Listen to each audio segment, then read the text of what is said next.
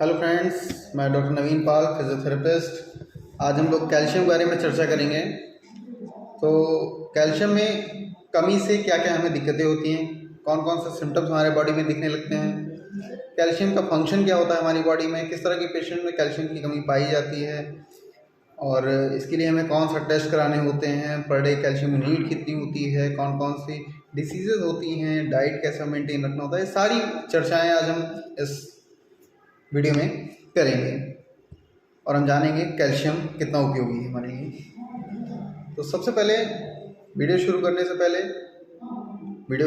Channel को subscribe करें और नोटिफिकेशन का बेल आइकन ज़रूर दबाएं ताकि आपको इस तरह की वीडियोस मिलती रहें टाइम टू टाइम और जानकारियाँ बढ़ती रहें। वीडियो हम शुरू करते हैं परसेंटेज से। कैल्शियम का कितना परसेंटेज हमारे बॉडी में किस हिस्से में अवेलेबल होता है। तो कैल्शियम का 99% हमारी हड्डियों में और दांतों में अवेलेबल रहता है, 0.9% सेल्स में और 0.1% ब्लड में अवेलेबल होता है। तो सबसे कम हमारे ब्लड में ही कैल्शियम की मात्रा होती है।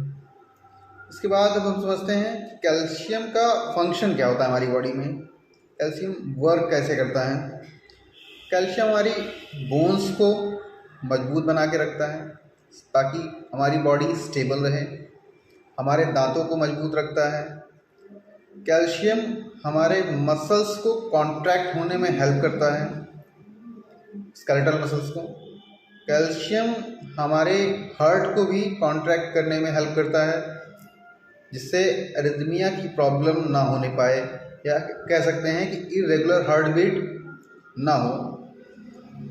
अब जानते हैं कि सिम्टम्स क्या क्या आते हैं कैल्शियम की कमी की वजह से। हमें कमज़ोरी महसूस होने लगती है, थकान होने लगती है, शरीर में सुन्नपन होने लगता है, ड्राइनेस होने लगती है, ईचिंग, एक्जिमा, सोरियासिस जैसी दिक्कतें आने लगती हैं, या फिर हार्ट में जो भी मैंने बताया कि एरिथमिया होने लगता है, यानी हार्ट रेट का ठीक से काम ना करना, हार्ट बीट का इरेगुलर हार्ट बीट हो जाती है। इसके बाद हम नेक्स्ट जानते हैं कि किस तरह के पेशेंट्स में कैल्शियम की कमी पाई जाती है। तो ऐसे पेशेंट जिन्हें मिल्क इंटॉलरेंस है या फिर कहें कि दूध से बनी हुई चीज़ों से परहेज है, नहीं खा पाते हैं या पच नहीं पाता है, डाइजेस्ट नहीं होता है, उन पेशेंट्स में कैल्शियम की कमी होती है। या फिर ऐसी महिलाएं जिनमें हार्मोन इम्बैलेंस होता है, या फिर ऐसे पेशेंट जो लंबे समय से अपने डाइट में कैल्शियम नहीं ले रहे हैं, या फिर कुछ ऐसे पेशेंट जिनकी लंबे समय से थायराइड की या फिर स्टेरॉयड दवाइयाँ चल रही हैं। इस तरह के पेशेंट्स में कैल्शियम की कमी होना आम बात है। अब हम जानते हैं कि हमारे बॉडी में पर डे कितना कैल्शियम मिलना चाहिए, हमें कितना कैल्शियम अपने डाइट में मेंटेन करना होगा।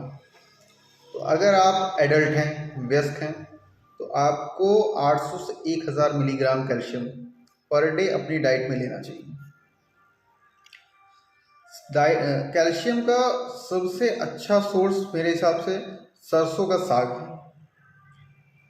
आई थिंक कि अगर आप एक दिन 100 ग्राम साग ले रहे हैं तो आपका 3 से 4 दिन का कोटा कैल्शियम का पूरा हो जाएगा।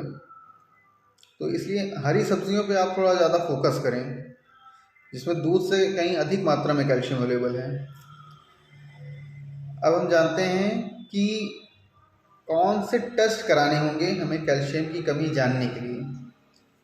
तो इस बात को लेके थोड़ा सा भ्रम रहता है। भ्रम इसलिए मैं कहूँगा कि ज़्यादातर लोग सीरम कैल्शियम नामक टेस्ट कराते हैं ब्लड में।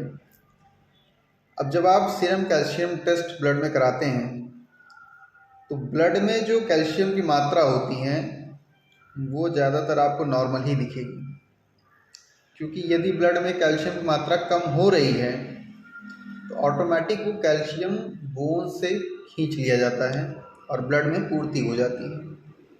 लेकिन उस कंडीशन में हमारी हड्डियों में कैल्शियम की कमी होने लगती है जो कि हमारे ब्लड सैंपल में कभी नहीं पता चलेगा।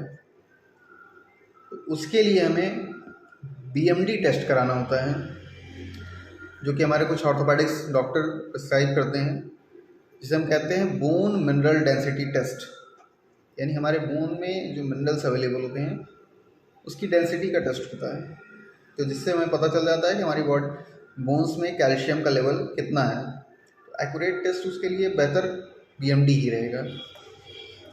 उसके बाद नेक्स्ट टॉपिक हम जानते हैं कि कौन कौन सी डिसीज़ होती हैं। तो सबसे पहले हम जानेंगे कि डेफिशिएंसी ऑफ कैल्शियम को क्या कहा जाता है। तो उसे कहते हैं हाइपोकैल्सीमिया, और अगर कैल्शियम मात्रा से अधिक हो जाए लिमिट से तो उसे कहते हैं हाइपरकैल्सीमिया। तो डिफिशिएंसी ऑफ कैल्शियम से हमें ऑस्टियोपोरोसिस जैसी बीमारियां होती हैं। ऑस्टियोपीनिया हो सकता है, ऑस्टियोपोरोसिस हो सकता है, या फिर एरिथमिया हो सकता है।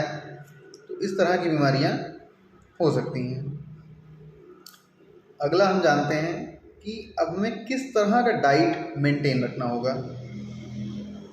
हम अपने डाइट में क्या क्या लें जिससे कैल्शियम की पूर्ति बनी रहे। सबसे पहले दूध से बने आइटम पे हम आते हैं। तो दूध से बने आइटम में आप सब कुछ ले सकते हैं, जैसे दूध, दही, पनीर, रसगुल्ला या दूध की बनी सारी मिठाइयाँ, कोई भी पदार्थ आप ले सकते हैं, क्योंकि इसमें कैल्शियम ठीक ठाक मात्रा में अवेलेबल है। सब्जियों में आप आ जाए, पत्ता गोभी, अरुई, धनिया, सरसों का साग, इनमें आपको अच्छी मात्रा में कैल्शियम मिल जाएगा। दाल में अगर हम आ जाएं तो राजमा आप ले लें, तूर की दाल ले लें, या फिर काबुली चना ले लें, हरा चना ले लें। इसमें आपको अच्छी मात्रा में कैल्शियम अवेलेबल मिल जाता है। अरहर की दाल में भी ठीक ठाक कैल्शियम अवेलेबल है। फल में अगर हम आ जाएं तो आप खजूर ले लीजिए, केला ले सकते हैं, सीताफल ले सकते हैं, इसमें भी अच्छी मात्रा में कैल्शियम अवेलेबल है। तो हमने अपने डाइट के बारे में जाना कि कौन कौन से डाइट से हमारे बॉडी में कैल्शियम मेंटेन रह सकता है। अब अगर हम अपने बॉडी में या अपने डाइट में कैल्शियम मेंटेन नहीं कर पा रहे हैं, या फिर ये कहें कि हम ऐसे खाद्य पदार्थ नहीं ले पा रहे हैं जिनमें कैल्शियम की मात्रा ठीक ठाक है और हमारी बॉडी में कैल्शियम के कम होने के चांसेस हैं, उस कंडीशन में हम टैबलेट्स का यूज़ करते हैं, या फिर कहें सप्लीमेंट्स लेते हैं। तो टैबलेट्स हमें डॉक्टर दो प्रकार से देते हैं, या तो कैल्शियम कार्बोनेट फॉर्म में मिलेगा या फिर कैल्शियम सिट्रेट फॉर्म में मिलेगा। ठीक, अब कैल्शियम कार्बोनेट और कैल्शियम सिट्रेट में हमें कौन सा टैबलेट लेना चाहिए या ज़्यादा ठीक कौन सा पड़ेगा, ये थोड़ा हम जान लेते हैं। कैल्शियम कार्बोनेट की अगर हम बात करें, इसमें कैल्शियम की मात्रा 40% होती है, यानी 40%, जबकि कैल्शियम सिट्रेट में केवल 21% कैल्शियम होता है। तो जाहिर सी बात है, उसमें आप सोचेंगे कि फिर तो कैल्शियम कार्बोनेट ही ज़्यादा अच्छा होगा। ऐसा कुछ नहीं है। रीज़न उसका ये है कि कैल्शियम कार्बोनेट की वजह से बहुत से पेशेंट्स में अल्सर, पैंक्रियाइटिस, इस तरह की शिकायतें पाई गई हैं, कॉन्स्टिपेशन जैसी शिकायतें आई हैं। सभी में तो नहीं होता है, लेकिन कुछ पेशेंट्स में ऐसा हुआ है। जबकि इसकी अपेक्षा कैल्शियम सिट्रेट सेफ रहा है, उसमें इस तरह के कोई साइड इफ़ेक्ट्स नहीं देखे गए हैं। और दूसरी चीज़, आप टैबलेट्स भले ले रहे हैं, लेकिन उसके साथ साथ आपको अपने डाइट में भी चीज़ें ऐड रखनी होंगी। जो भी आप खाद्य पदार्थ ले रहे हैं, सब्जियां, फल, दूध, तो उससे आपका कैल्शियम लेवल मेंटेन रहेगा। एक चीज़ और मैं बता दूं कि आपको पर डे कितना आवश्यक है कैल्शियम। अगर आप वयस्क हैं तो 800 से 1000 मिलीग्राम आप ले लीजिए। अगर आप ओल्ड एज में हैं तो आप 1200 मिलीग्राम ले लीजिए। अगर आप ग्रोइंग पीरियड में हैं, यानी 14 to 18 ईयर के बीच में हैं, तो आप तकरीबन 1300 मिलीग्राम कैल्शियम पर डे ले लीजिए। अगर प्रेगनेंसी है, प्रेग्नेंट महिलाएं हैं, तो उन्हें 1000 से 1500 मिलीग्राम कैल्शियम प्रतिदिन लेना चाहिए। इसी के साथ मैं आज का वीडियो समाप्त करता हूँ। अगर जानकारी अच्छी लगी हो तो वीडियो को लाइक करें, कमेंट करें और शेयर करें। चैनल को सब्सक्राइब करें और बेल आइकन ज़रूर क्लिक करें, ताकि आपको इस तरह के वीडियो का नोटिफिकेशन मिलता रहे। नमस्कार।